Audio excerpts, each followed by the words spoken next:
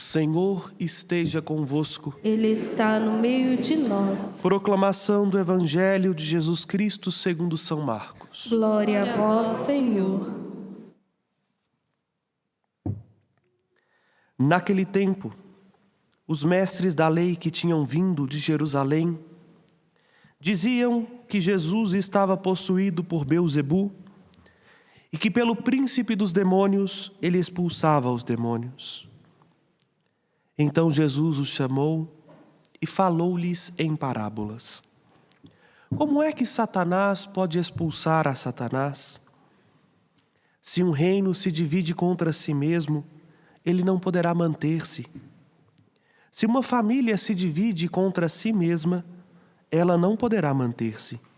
Assim, se Satanás se levanta contra si mesmo e se divide, não poderá sobreviver, mas será destruído.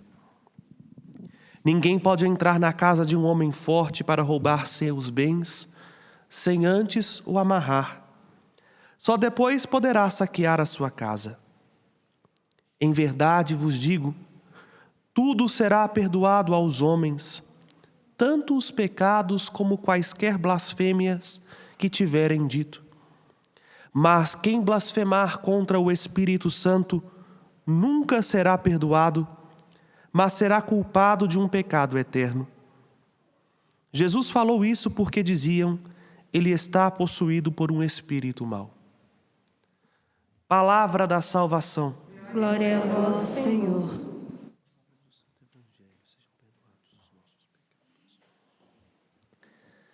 Na alegria de encontrarmos-nos aqui ao redor do altar, celebrando o ápice de nossa fé, que é o mistério da paixão, morte e ressurreição de Jesus, que se atualiza nesta Eucaristia, nós queremos dar boas-vindas mais uma vez a vocês.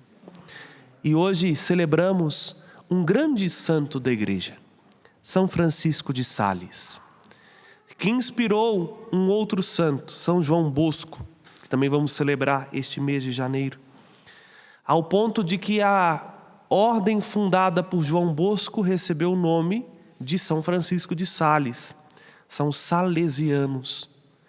São Francisco de Sales nasceu em 1567 na França.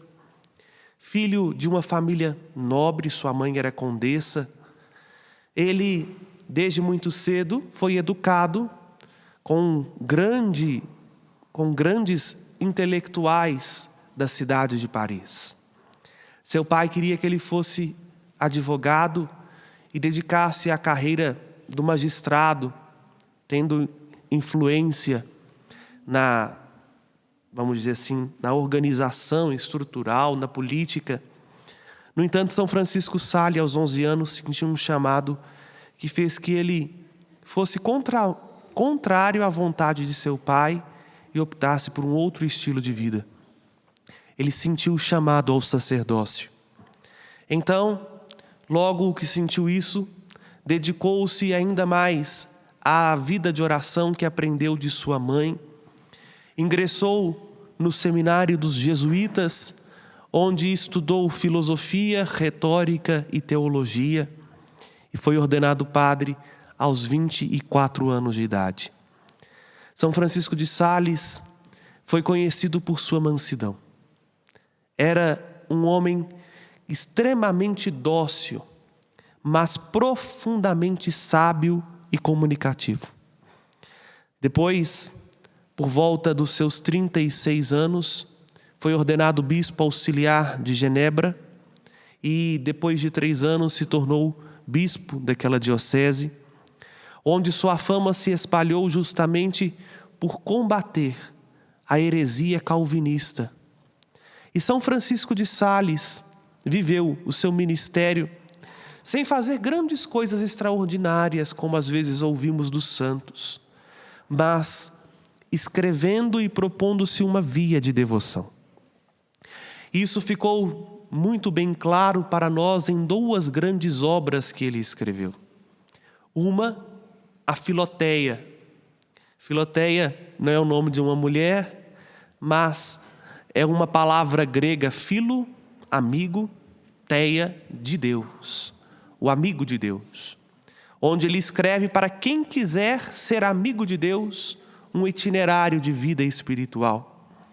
E outra muito famosa e muito conhecida, o Tratado da Caridade, onde ele escreve não mais para os leigos ou para quaisquer pessoas, mas se escreve de modo particular para os religiosos e consagrados de como viver uma vida virtuosa e santa. Um fato interessante, São Francisco de Sales era conhecido, como disse, pela sua mansidão, mas era extremamente colérico.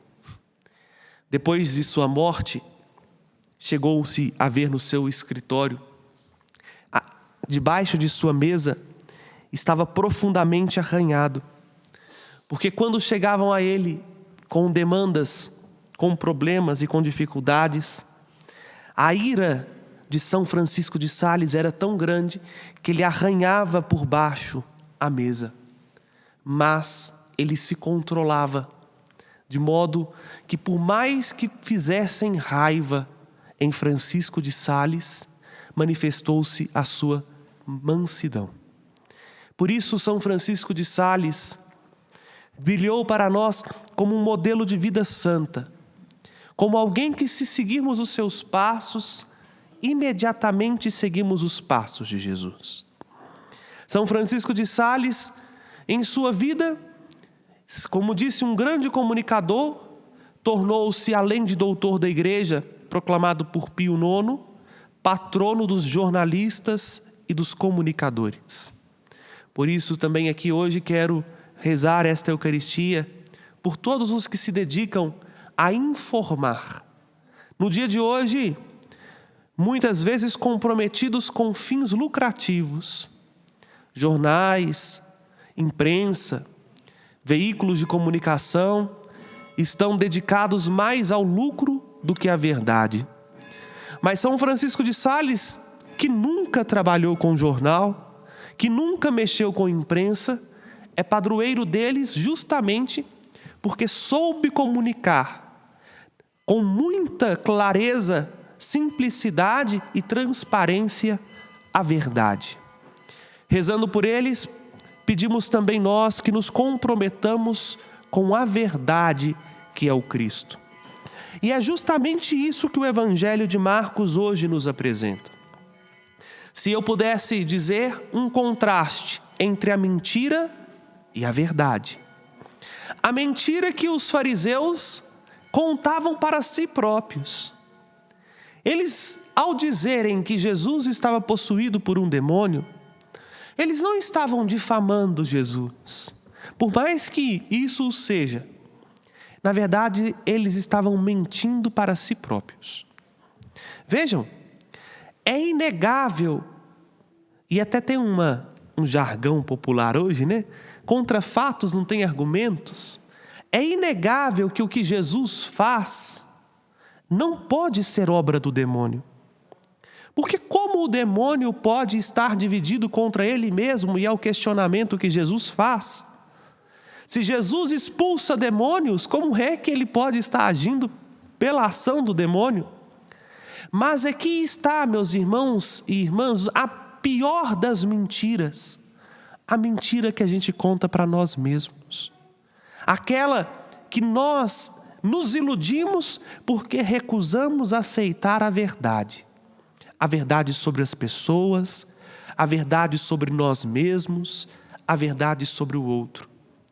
Os fariseus não conseguiam acolher Jesus dentro do coração por uma série de preconceitos e conceitos mal elaborados. Os fariseus não conseguiam ser humildes o bastante e reconhecer que Deus se fez homem e manifestou a sua glória de uma maneira contraditória ou contrária àquilo que eles estudaram, pensaram, imaginaram. E aí, nós precisamos ficar atentos para que este fermento dos fariseus não tome conta também do nosso coração. Na ânsia de mentir para nós mesmos, demonizar aquilo que não é obra do demônio. Como muitas vezes é mais fácil a gente jogar a culpa no demônio pela nossa irresponsabilidade do que assumir o nosso próprio erro. Ou sair difamando o outro porque eu não dou conta de ter uma maturidade que me faz ver o outro com os olhos de Deus. Esta mentira bate à nossa porta todos os dias, quando nós queremos vestir uma roupagem que não é nossa, quando nós não temos a capacidade de olhar para Jesus e ver nele a salvação que tanto esperamos. E aí, meus irmãos, a escolha repousa mais uma vez sobre cada um de nós. Ou alimentar uma mentira sobre nós mesmos, por uma visão deturpada de quem de fato é Jesus, ou comunicar a verdade, ainda que esta verdade nos seja muito maior do que consigamos abraçar. Somente a verdade liberta. São Francisco de Sales, ao ser colérico e esforçar-se para viver a mansidão, não viveu uma mentira. Ele não negava para si o seu temperamento difícil.